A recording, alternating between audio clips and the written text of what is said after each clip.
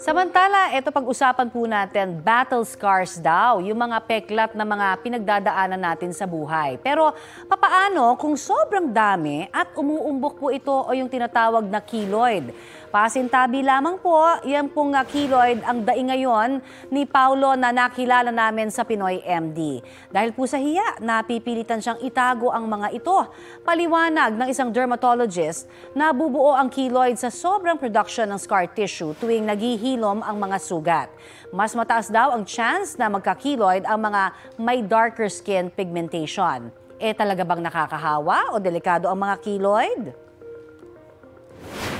Ang keloid naman kasi is not an infection, it's not caused by a bacteria or a virus or a fungus.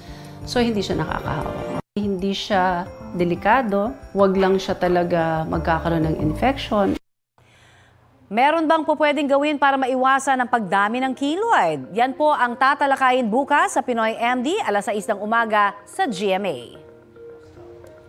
Balita ko, may tututukan kayo tuwing 10:30 a.m. sa GTV. Alamin ang mahahalagang balita at impormasyong dapat niyong malaman sa Balita Ko tuwing Lunes hanggang Biyernes.